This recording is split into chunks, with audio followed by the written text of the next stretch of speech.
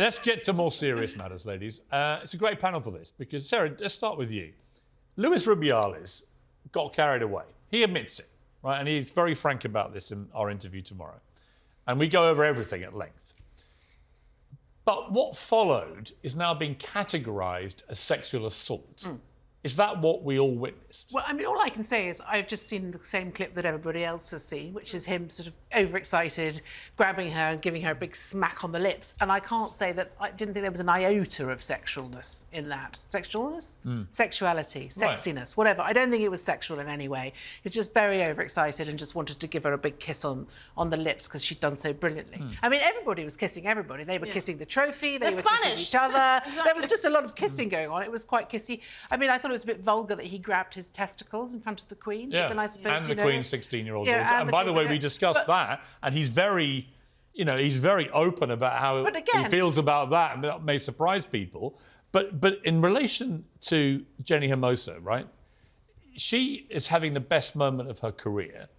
But for the next 3 weeks after that moment of crowning glory of them winning the World Cup, all that anyone has talked about is her being grabbed by the president of her football association with both hands and snogged on the lips. Now, to put it in perspective, if Prince William, who's the president of our football association, if when the Lionesses had won the Euros a couple of years ago, if when that had happened, William had done that to the captain of the Lionesses, I think all hell would have broken loose. It could be an incentive also for them to do really well and win the football.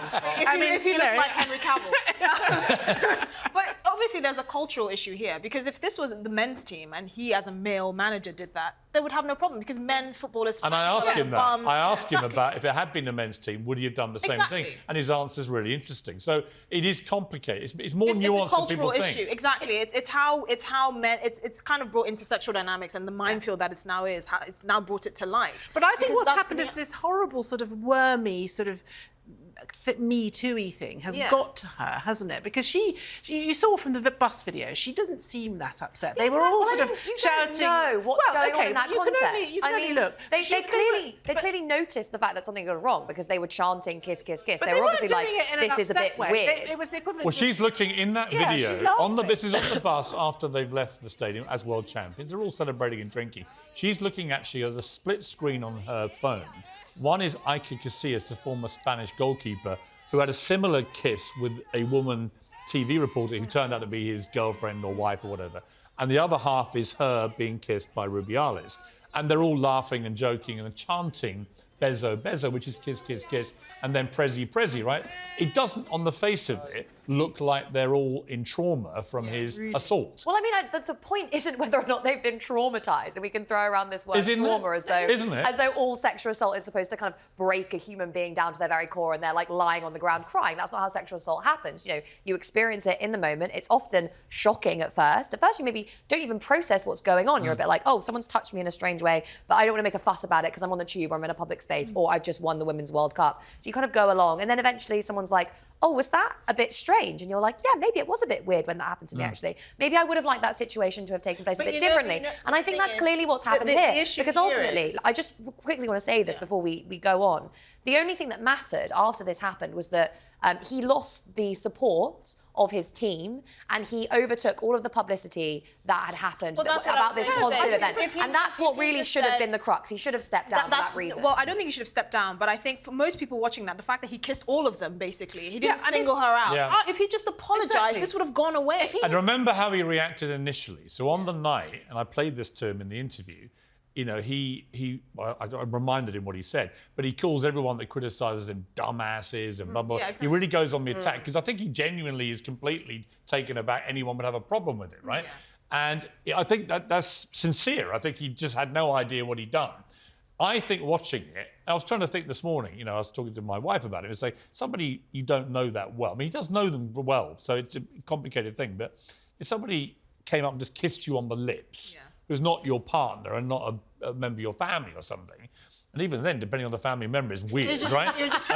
But I know people that have done that to me at parties sometimes, and you're like, what have you just done? Yeah. Why are you kissing me on the lips? It is whether he meant any sexual intent is one thing. But it's one I don't think he did. But it still has a kind of sexual element to it. But I think it's not the same as someone coming up to you randomly and just kissing you on the lips. There was an event going on. Yeah. Everybody was celebrating. But he doesn't kiss any of the others on the lips. Well, I don't know. Maybe he. Well, he maybe doesn't. Just got so he hugs them all and he kisses them on the cheek. I think you're right. I think if he had just said, "Look, I'm really sorry. I was just in the moment. I really didn't mean anything." He had a macho moment. He did have, because I think he was just maybe his mother who went on hunger strike. Yeah.